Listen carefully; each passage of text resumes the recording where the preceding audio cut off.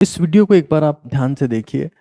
इस वीडियो में एक डिसअपीयरिंग इमेज है जिससे ये डिक्लेयर किया जा रहा है कि नीट का पेपर जो है वो लीक हो गया है और टेलीग्राम पर मिल रहा है। और उसके बाद में अगर आपने वीडियो नहीं देखा तो वापस एक बार सही से देख लीजिए। एक डिसअपीयरिंग इमेज है जिसमें कुछ सवाल दिख रहे हैं फिजिक्स के, और फिजिक्स का ही थोड़ा खौफ होता है तो इसी का सैंपल भेजा जाता है। फिजिक्स का ही सैंपल भेजा जाएगा, बायोलॉजी का सैंपल कभी नहीं भेजते। ये सबसे फर्जी लोग हैं हमारे देश के, और उनसे फर्जी कौन है, मतलब कभी कभी मुझे खुद को भारतीय कहने पर शर्म आने लगती है। हाथी दांत काट लिया, उन चोरों को पकड़ लिया कि हाथी को मार दिया, दांत काट लिया, तो हरामखोरों खरीद कौन रहा है हाथी दांत? जो खरीद रहा होगा क्या वो गुनहगार नहीं है? यही लोग हमारे देश में, क्योंकि वही चीज सेल होती है जिसका कस्टमर होता है।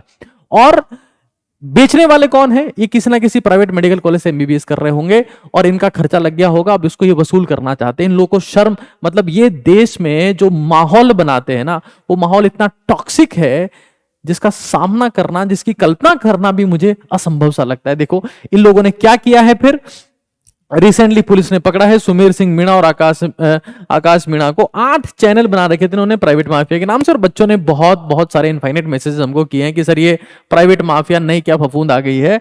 और इन्होंने 1.5 करोड़ रुपए का ट्रांजेक्शन हुआ इनके अकाउंट से। अब मैं, सबसे इंपॉर्टेंट चीज ये है ना, ये जो बेच रहे हैं ना, गुनहगार ये नहीं है। गुनहगार वो हरामखोर हैं जो खरीद रहे हैं, जिनको इस देश के सिस्टम को बाईपास करना है, जिनको कामचोरी करते हुए ही भी मलाई खानी है, जिनको हरामखोरी करते हुए भी ऊपरी लेवल तक पहुंचना है। एमबीबीएस कोई मजाक है? कल को ये जो हरामखोर लोगों को सपोर्ट करते हैं, या ये जो लोग पेपर लीक कर रहे हैं, कल को यही लोग डॉक्टर बन जाएंगे। 50-60 लोगों को तो ऐसे ही मार देंगे जो बिना पेपर पास करे एग्जाम क्रैक करना चाहते हैं। वो मतलब कितने घटिया लोग होंगे ये।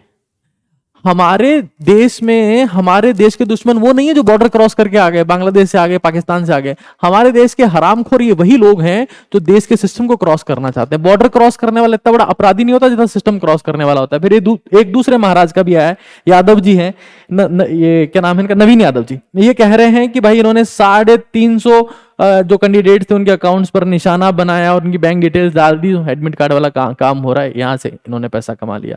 मतलब मुझे कभी कभी शर्म आती है। खैर इन सबके बीच में टेलीग्राम चैनल को जो है वो बैन कर दिया है सेंट्रल गवर्नमेंट ने, और मैं रिक्वेस्ट करना चाहूंगा भाई सेंट्रल गवर्नमेंट टेलीग्राम को परमानेंटली बैन कर दो। हमारे देश के सबसे बड़े स्कैम वहीं हो रहे हैं। चरस वहां बिक रहा है, गांजा वहां बिक रहा है, एमएमएस वहां लीक हो रहे हैं, यहाँ के वहां फर्जी चीजें वहां, उस पर कोई बैन नहीं है आपका। मैं फिर रिपीट कर रहा हूं, अगर इस देश के युवा को सही डायरेक्शन में लाना है तो हमारे देश को टेलीग्राम को बैन कर देना चाहिए, जितना जल्दी हो सके उतना। ये सारी फर्जी खबरें, सारी फर्जा माहौल वहीं से क्रिएट होता है, और वहां होना जाना कुछ नहीं है। वहां पर इलीगल ट्रैफिकिंग हो रही है बहुत सारी चीजों की, बहुत सारी चीजें वहां ऐसी है जिसके बारे में बताया नहीं जा सकता। और वहां पर क्या होता है, ट्रांजैक्शन होती है, चीजें होती है, अकाउंट डिलीट कर दिए जाते हैं, ग्रुप्स हटा दिए जाते हैं।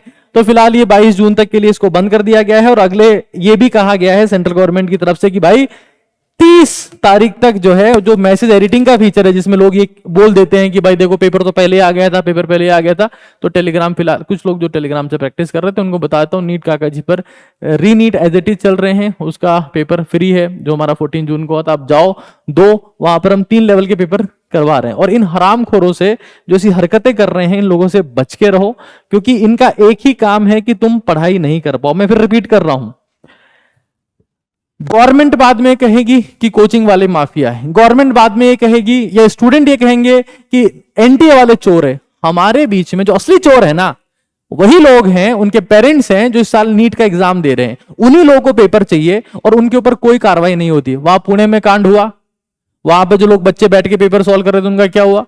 कुछ किया उनका? सीकर में जमाने भर में पेपर पहुंचा, क्या हुआ उनका?